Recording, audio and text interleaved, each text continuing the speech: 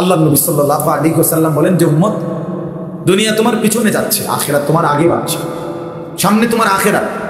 অতএব তুমি আখিরাতের সন্তান হও, দুনিয়ার সন্তান হয়েও না। অর্থাৎ শুধুই দুনিয়ার পরিচয়েই পরিচিত হয়েও। মানুষ জানে শুধু একজন ডাক্তার, একজন ইঞ্জিনিয়ার, একজন ব্যারিস্টার, একজন চাকরিজীবী, একজন ব্যবসায়ী, একজন কুলি, একজন দিনমজুর, একজন সিএনজি ড্রাইভার, একজন অটো ড্রাইভার। এরকম কোনো একটা পরিচয় শুধু আপনার, তাহলে এটা তো দুনিয়ার পরিচয়। আখিরাতের পরিচয়, আখিরাতের পরিচয় আল্লাহ নবী সাল্লাল্লাহু আলাইহি ওয়াসাল্লাম বলছেন আখিরাতের পরিচয় এই পরিচয়ে পরিচিত হোক। লোকে যেন বলে লোকটা নামাজি, দিনদার, চরিত্রবান, মসজিদওয়ালা, মাদ্রাসাওয়ালা, কোরআনকে ভালোবাসে, দ্বীনকে ভালোবাসে, আল্লাহকে ভালোবাসে, আল্লাহ হারামের পার্থক্য মেনে চলে, আখলাক সুন্দর, কথা সুন্দর, চরিত্র সুন্দর। এই যে এই পরিচয়গুলো আল্লাহ নবী বলে তোমার জীবনে যেন আসে। এইটুকু তোমার পরিচয় বানাও। তুমি আখিরাতের সন্তান হও, দুনিয়ার সন্তান হইও না, দুনিয়ার সন্তান হইও না। ওমা হাদিহিল হায়াতুদ দুনিয়া ইল্লা লাহবুন ওয়া লাইব। আল্লাহ বলেন বান্দা, দুনিয়ার জীবন শুধুই তামাশা, শুধুই খেলাধুলা, কিছুক্ষণের আয়োজন, কিছুক্ষণের মালা ঠোলা ঘটিবাটি, যেটা নিয়ে তুমি তামসা করলাম, খেলাধুলা করলাম, খেলাধুলা করলাম। ছোটবেলার মালা ঠোলা নিয়ে আমরাও খেলছি, হ্যাঁ, ঘর বানাইছি, রান্না বান্না করছি, দেখছি হান্ডি পাতিল অনেক কিছুই ছিল। একটু পরে সন্ধ্যা হয়েছে অথবা মা ডাক দিছে, তো সব নিজের হাতে ভাঙ্গিয়া ফেলাইয়া দৌড় দিয়া মায়ের কোলে চলে গেছে। তার মানে রব্বুল আলামিন বলে দুনিয়া মালা ঠোলা, দুনিয়া খেলনা বান্দা, খেলাধুলা, তামাশা। ওয়া ইন্না দারাল আখিরাতা লাহিয়াল হায়াওয়ান। নিশ্চয়ই আখিরাত, পরকাল, জান্নাত, সেটাই কেবল জীবন, সেটাই বেঁচে থাকে। বাঁচার সার্থকতা আখিরাত, জীবনের সার্থকতা আখিরাত। প্রিয় ভাই, তোমরা যারা এই সমাজের মানুষ, আমি ব্যক্তিগতভাবে এই মাহফিলকে আলাদা গুরুত্ব দিই। আমি প্রথম যখন, আরো বহু আগে, সর্বপ্রথম যখন এই নওজোয়ান, আগের কারা ছিল আমার পর নাম মনে নেই, নাম হিসেবের কথা মনে আছে, তো এই তখনই আমি এই মাহফিল যখন রাস্তার পাশে উঁচা জায়গায় হয়েছিল প্রথমবার, তখনই আমি আসছিলাম। তবে আমি নিজে তখন আন্তরিকভাবে এই মাহফিলের জন্য খোঁজখবর নিয়েছিলাম। আরও একবারও আমি মাহফিলে 2 জন বা 3 জন ছেলেকে পাগড়ি দিয়েছিলাম, আমার মনে হয় পরে আরেকবার। আজকেও আলহামদুলিল্লাহ আপনাদের 4টা ছেলে পাগড়ি নিল। এটা আশ্চর্য, আশ্চর্য। ওই ছেলেরা কই? আবার দাঁড়াও তো তোমরা, আবার দাঁড়াও তোমার। মাশাআল্লাহ, আল্লাহ তোমাদেরকে কবুল করেন। বসো। তো এই জন্য বললাম এটা আল্লাহ তাআলার অনেক বড় ইহসান, অনেক বড় মেহেরবান। আখিরাতের পরিচয়ে পরিচিত হয়েছে এরা হাফেজে কোরআন, তাহলে এটা আখিরাতের পরিচয় না? পরকালে এদের মা বাপ, তারাও আখিরাতের পরিচয়, যে হাফেজে কোরআনের মা, হাফেজে কোরআনের বাবা, হাফেজে কোরআনের মা, এক আলেমের মা, এক আলেমের বাবা। এই জন্য বললাম আল্লাহ তাআলা আমাদেরকে বলছেন এটা, যে বান্দা তোমরা যদি বুঝো তাহলে তোমরা এটা বুঝে নিও, জীবন মানে আখিরাত, বেঁচে থাকা মানে আখিরাতের জন্য বেঁচে থাকা। আমাদেরকে আল্লাহ তাআলা এই পৃথিবীর হায়াত দিয়েছেন শুধুই আখিরাতের প্রস্তুতির জন্য। আপনারা যারা আছেন, আপনারা হয়তো বলবেন যে হুজুর আমরা সমাজের পিছিয়ে পড়া মানুষ, আমাদেরকে এই সমাজের কত মানুষ কতভাবে কদর করে না। না রে ভাইয়া, মানুষ কদর করে না করে এটা দেখার দরকার নেই। দুনিয়াতে সম্পদ পাইলেন বা না পাইলেন এটাও দেখার দরকার নেই। আমরা সমাজের সাধারণ মানুষ, এইটাও ভাবার দরকার নেই। আখিরাতে আমার শায়েখ আল্লামা মুফতি মুশতাকুর নবী সাহেব হুজুর সব সময় বলে যে দুনিয়ার জীবনে ছিল তো ফকির মিসকিন, তো আল্লাহকে রাজি খুশি করছে, আল্লাহকে রাজি খুশি করছে, আল্লাহর ইবাদত করে গেছে, তো চোখটা বন্ধ হলেই সে বাদশাহ, সে বাদশাহ, সে বাদশাহ। কোরআন শরীফে আছে স্পষ্ট, ইন্নাল্লাযীনা আজরামু কানু মিনাল্লাযীনা আমানু ইয়াদহাকুন। আল্লাহ তাআলা বলে নিশ্চয়ই যারা নাফরমান, পাপী, অবাধ্য, তারা দুনিয়ার জীবনে তাদেরকে দেখে দেখে হাসে, হাসে। হুজুর যায়, আরে অল্প বয়সে দাঁড়িয়ে রেখে গেছে রে, আরে এই মানে আরে একেবারে বুজুর্গ দরবেশ, মানে এরকম কি টিটকারি, মানে হাসে, মস্কারি করে। ইদা মাররু বিহিম ইয়াতাগামাজুন, পাশে দিয়ে গেলে টিটকারি করে, আঙ্গুল দিয়ে তুলে ইঙ্গিত করে।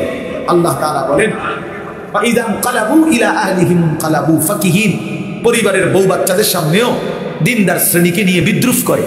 আল্লাহ বলেন আমি ওয়াদা দিলাম, মনে রাখো, ফালিয়াউমাল্লাযীনা আমানু মিনাল কুফফারি ইয়াদহাকুন, আল্লাহ বলেন আমি আল্লাহ ওয়াদা দিলাম মোমেন, আজ যারা যারা বিদ্রুপ করছে তোমাকে দেখে, আমি আল্লাহ ওয়াদা দিলাম সেদিন হাসরের দিন আমার ইমানদার নেককার বান্দা এসব বেঈমানকে দেখে হাসবে। ফালিয়াউমাল্লাযীনা আমানু মিনাল কুফফারি ইয়াদহাকুন, সেদিন আমার ইমানদার বান্দা হাসবে, সেদিন নেককার বান্দা হাসবে। সেদিন এই সমাজে যাকে দুর্বল মনে করছিল কিন্তু আল্লাহকে রাজি খুশি করছিল যে মানুষটা, তো সেদিন ওই হাসবে তাদেরকে। হাজার লক্ষ কোটি টাকাকে দেখে হাসবে। আলাল আরাইকি ইয়ানদুরুন, আল্লাহ বলেন আমার ইমানদার নেককার বান্দা জান্নাতের সিংহাসনের মধ্যে বসে জাহান্নামীর দৃশ্য, আযাবের দৃশ্য এখানে বসেই দেখতে থাকবে। ইয়ানদুরুন, দেখবে দেখবে। আর কি বলবে? মজা করে বলবে জান্নাতি তখন, হাল সুবিবাল কুফফারু মা কানু ইয়াফআলুন, এই নাফরমান সারা জিন্দেগি যা নাফরমানি করেছিলে আজকে তার বিনিময় পেয়েছো তো? পেয়েছো তো? আরো দেখো নারী, আরো দেখো ছবি, আরো দেখো উলঙ্গ দৃশ্য, আরো জিনা বিচার দেখো, মদ খাও, জুয়া খেলো, সুদ খাও, ঘুষ খাও, একটা সিজদা না দেওয়ার পরিণতি, আল্লাহর গোলামি করার না করার পরিণতি আজ কেমন লাগতেছে দেখো। দেখো এভাবে কোরআন শরীফে আছে জান্নাতি বান্দা বলবে আফামা নাহনু বিমাইতিন, জান্নাতি বলবে হে জাহান্নামী নাফরমান, মনে রাখিস বেটা আর কোনোদিন তোরও মৃত্যু হবে না, আমারও মৃত্যু হবে না। তার মানে আমি জান্নাতি, আমারও মরণ নাই, তুই জাহান্নামী, তোরও মরণ নাই। অতএব আমার জান্নাতের সুখ এটাও শেষ হবে না, তোর জাহান্নামের দুঃখ এটাও শেষ হবে। এই দুনিয়ায় যে হাসে হতে পারে কিছু সময় পরে সে কাঁদবে, হতে পারে 10 দিনের মাথায় সে হাসবে। আজকে যে সুখে আছে কালকে হয়তো সে দুঃখে আছে, কালকে আজকে যে দুঃখে আছে হতে পারে কালকে সে সুখে আছে। দুনিয়া তো অবস্থা বদলায়, অতিলকাল আইয়ামু নুদাবিলুহা বাইনান নাস, আল্লাহ বলেন আমি মানুষের মাঝে অবস্থা বদলাই দুনিয়া, কিন্তু আখিরাতে বদলাবে না। আখিরাতে কি হবে না ভাইয়া? এজন্য তোমরা যারা ছেলেরা আছো তোমরা নিজেরে আরেকবার ভাবতে শিখো, তুমি মুসলমান, তুমি মানুষ, তুমি মানুষ। এই সমাজ মূল্যায়ন করুক না, এই সমাজ ওলামায়ে কেরামকেও মূল্যায়ন করে না, এই সমাজ ইমামকেও মূল্যায়ন করে না, এই সমাজ মুয়াজ্জিনকেও মূল্যায়ন করে না। কথার কথা যারা করে না, তো তাই বলে কি ইমামের মর্যাদা কমে গেছে? মুয়াজ্জিনের মর্যাদা কমে গেছে? বেতন 8,000 টাকা, তো কি 10,000 টাকা তো মানুষ মূল্যায়ন করে না, এত অসুবিধা কি? এত অসুবিধা কি? এই জন্য আমি অনুরোধ করলাম, প্রথম কথা আমরা প্রত্যেকেই এটা ভাবা উচিত। দুনিয়া দিয়ে হিসাব মিলাইলে হতো না, দুনিয়ার লাভ লোকসান দুনিয়ার দিয়ে হিসাব মিলাইলে হবে। দুনিয়াতে এই কেউ সম্মানী, আবার সময়ের ব্যবধানে সে হয়ে যায় চূড়ান্ত ঘৃণিত, চূড়ান্ত ঘৃণিত। হ্যাঁ, এই জন্য আমরা প্রত্যেকেই ভাইয়া আমাদের জিন্দেগি আখিরা, কোরআনুল কারীমের মধ্যে আল্লাহ তাআলা বলছেন এটা, ওয়া ইন্না দারাল আখিরাতা লাহিয়াল হাইওয়ান, বান্দা আখিরাতই হচ্ছে জীবন। তুমি যদি মনে করো আমি বুঝি নাই, হুজুর আমি সহজ সরল মানুষ, সাধারণ মানুষ, আমি বুঝি নাই, না রে ভাইয়া, খোদার কসম, না বুঝলেও মৃত্যু হবে, না বুঝলেও মরে যাইতে হবে। বলে আমি বুঝি নাই হুজুর, আমি খেয়াল করি নাই, বিষয়টা এত সিরিয়াস আমি মনে করি নাই, কবরের আযাব যে এমন ভয়ানক আমি এটা ভাবতে পারি নাই। এত কথা বললে, সুপণ্ডিতি কথা বললে মৃত্যু কি থামানো যাবে? কবরের আযাব কি বন্ধ হয়ে যাবে? না না না না। পুলিশ যদি কোনো মামলা দেয়, তো যদি আমি যদি বলি যে আমি জানি না এই মামলা, এটা একটা অপরাধ, হ্যাঁ, তো পুলিশ কি বলে? যেহেতু আপনি জানেন না এই জন্য আমাদের ছেড়ে দিলাম। কথা বলেন না কেন? সে কি বলে? সে বলে আপনি জানেন না কেন, সেটা আপনার বিষয়, কিন্তু আমার রাষ্ট্রের আইন এটা, এটা আমাকে কি করতে হবে? প্রয়োগ করতে হবে। এই জন্য বাপ আমরা প্রত্যেকেই, আমি সবার কাছে অনুরোধ করি, সবাই ভাবতে শিখো, ভাবতে শিখেন, ভাবতে শিখেন। আজকে অনেক ছেলেপেলে, আমরা ছেলেপেলে, তোমাদের কারো ভিতরে সামান্যতম পূর্বাপর আগ পিছ কোনো ভাবনা নাই। বাপ তুমি আসছো কোত্থেকে, কে তোমাকে বানাইলো, কেন তোমাকে বানাইলো, তুমি কেন আসলা পৃথিবীতে, যিনি সৃষ্টি করলেন তোমাকে তিনি কি এই চাচ্ছিলেন তোমার কাছে? তিনি যা চাচ্ছেন তুমি তা করছো না কেন? তুমি যা করছো তিনি তো তা চাচ্ছেন না। আল্লাহ তাআলা আমাদেরকে সৃষ্টি করেছেন প্রতি 1 মাসে 1.5 মাসে চুলের এক একটা ডিজাইন বদলাবার জন্য। এই জন্যই তো আল্লাহ মুসলমান বানাইছেন আমাদেরকে, না কি? এই জন্য তাইলে আমরা বারবার শুধু ভোগ বিলাসিতা, আমরা নারী ছবি, অশ্লীল দৃশ্য, গান বাদ্যা, নাচ গান, বেহায়া বেপর্দার এই জিন্দেগি পালন করব। আমাদের মেয়েরা পর্দা করবে না, আমাদের বিবিরা পর্দা করবে না, আমাদের ছেলেরা কোনোদিন নামাজ পড়বে না, আমাদের বাবারা বিড়ি সিগারেট খাবে, আমাদের বাবারা চা দোকানে আড্ডা দিবে, কথায় কথায় গালিগালাজ করবে, ওজনে কম দিবে, মিথ্যা বলবে, হারাম রোজগার করবে। এই জন্য আমাদের পৃথিবীতে আসা। আমরা এই জন্যই মুসলমান। তাই তাইলে এটা কে ভাববে? ইসলাম তাইলে কার জন্য? কোরআন তাইলে কার জন্য নাজিল হইল? কেউ যদি আমরা কোরআন পালন না করি, না মানি, তো আল্লাহর কোরআন কার জন্য নাজিল হইল? নবী সাল্লাল্লাহু আলাইহি সাল্লামকে যদি আমাদেরও পছন্দ না হয়, তাহলে নবীজি কার জন্য আসলেন? কার জন্য তিনি রক্ত জড়াইলেন? কার জন্য তিনি তায়েফে রক্ত জড়ালেন? কার জন্য তিনি পেটে 2টা পাথর বাঁধলেন ক্ষুধার কষ্টে? কার জন্য তিনি 30 পারা কোরআন গ্রহণ করলেন মহান আল্লাহ পাকের কাছ থেকে? আমাদের জন্য, আমার জন্য, আমার জন্য। এই জন্য নওজোয়ান কিশোর ভাই, তোমার কাছে যদি এক ওয়াক্ত নামাজ পছন্দই না হয়, তো তুমি মুসলমান হইলে কেন? কোনদিন তোমরা যারা ফজরের নামাজ পড়ো না, প্রিয় ভাই আমার, তুমি মুসলমান হইলা কিভাবে? তোমার মা কিভাবে মুসলমান? তুমি মুসলমানের সন্তান কিভাবে হইলা? কোন যুক্তিতে? যে জীবনে আল্লাহকেই চিনে না, সৃষ্টিকর্তাকেই চিনে না, বানানেওয়ালাকেই চিনে না। আল্লাহ তাআলা কোরআনুল কারীমে বলছেন, বান্দা আমি 23 বছর কোরআন নাজিল করেছি, 30 পারা কোরআন নাজিল করেছি। আমি আল্লাহ 23 বছর একটা না বললাম, এক আল্লাহ বলছেন 23 বছর কোরআন নাজিল করছেন। আল্লাহ বলবেন, বান্দা ফাবিআইয়ি হাদিসিন বা'দাহু ইউমিনুন, তাহলে বলো বান্দা, আমি আর কতবার বললে, আর কিভাবে বললে, আর কতবার বললে এই কোরআনের চাইতে দামি আর কোন কিতাব নাজিল করলে তুমি আমি আল্লাহর কথা মেনে নিতা? তুমি বলো, বলো ভাই। যিনি এত বড় আসমান দিয়েছেন, যিনি এত বড় জমিন দিয়েছেন, যিনি এই গোটা কায়নাত দিয়ে, গোটা সৃষ্টি জগৎ দিয়ে আমাকে লালন পালন করছেন, আমার প্রতিটা নিঃশ্বাস যিনি দিচ্ছেন, আমার প্রতিটা নড়া চড়ার ক্ষমতা যিনি দিচ্ছেন, আমার খাবারের প্রতিটা লোকমা যিনি দিচ্ছেন, আমার পানির প্রতি ফোঁটা যিনি দিচ্ছেন, তাকে একটাও সেজদা করবে না? তাকে সেজদা করবে না ভাইয়া? আহা, তো কিসের মুসলমান, কিসের মানুষ হইলা? সেজদাবিহীন, যার কপালে সেজদা নাই, প্রিয় ভাই মনে রাখো, সে মানুষ না। সেজদাবিহীন সে মানুষ হয় না, সে জানোয়ার। সে জানোয়ার, ওইটা আস্তা জানোয়ার, আস্তা জানোয়ার। কোরআন কারীমে আল্লাহ তাআলা বলছেন, ওয়াত্তাবা হাওয়াহু ফামাথালুহু কামাথালিল কালব, যে মনের ইচ্ছা মতো চলে। কেন নামাজ পড়ো না? তোমার মন চাইছে। কেন সারা দিন রাত মোবাইলে নারী দেখো, ছবি দেখো, নর্তকী দেখো, উলঙ্গ দৃশ্য দেখো? তোমার মন চাইছে। কেন চুলের এই ডিজাইন করছো তোমরা? বলো বাবা, ওগুলা মুসলমানের চুল? একটা ছেলে বলো, একটা ছেলে দাঁড়ায় বলো, এই জানোয়ারের চুল কেন রাখলাম? এই বেঈমানের চুল কেন রাখলাম? এ তো বেঈমানের চুল। তুমি মুসলমান, নিজের পরিচয় ভুলে গেলা কেন? আত্মপরিচয় ভুলে গেলা কেন? আরে নিজের পরিচয় যে জানে না, তাহলে তো মানুষ লাওয়ারিশ বলে, বেওয়ারিশ বলে। বেটা বেওয়ারিশ বলে। তোর আত্মসম্মান কই বেটা? কেমনে ভুলে গেলি তোর মা মুসলমান? কেমনে ভুলে গেলি তোর বাবা মুসলমান? কোন ইহুদির বাচ্চার সন্তান তো তুমি না, তাহলে ইহুদির চুল রাখলা কেন? কোন খ্রিস্টানের বাচ্চার সন্তান তো তুমি না, তো খ্রিস্টানের মতো চুল রাখলা কেন? কোন বেঈমানের মতো চুল রাখলে? এই যে ঝাঁকড়া চুল, এদিকে কাটা, এদিকে কাটা, এদিকে কাটা, এই যে বিশ্রী সামনে এদিকে বাড়ানো, এ তো বেঈমানের চুল বেটা, এ তো কাফের মুশরিকের চুল। এখন ঢাইকা লাভ না। আমার সামনে ঢাইকা কি করবা? আমার সামনে ঢাইকা করবা কি মিয়া? আমি কি বিচারে বসি তোমার এখানে? কথা বলো বাপ, ইনসাফ করো। আমি এখন বিচারে বসছি এখানে, তো আমি কি আদালত? এটা তাহলে তোমার কাছেও আমি ঠেকানা, আমার কাছেও তুমি ঠেকানা। আমরা প্রত্যেকে আলাদা, যার যার পথে যার যে আসছি, যার যার পথে যার যে চলে যাব। কিন্তু আখিরাত মহান আল্লাহ পাকের সামনে, আল্লাহ পাকের সামনে কি হবে আমাদের? তাকে কিভাবে বলবেন? তিনি জিজ্ঞেস করবেন না, বান্দা 24 ঘন্টা লালন পালন করে আমি কোনোদিন ফজরের নামাজের সেজদা পাবো না? সারা রাত ঘুম পাড়াইও, আল্লাহ জিজ্ঞেস করবে না? তাহলে বলেন আপনার।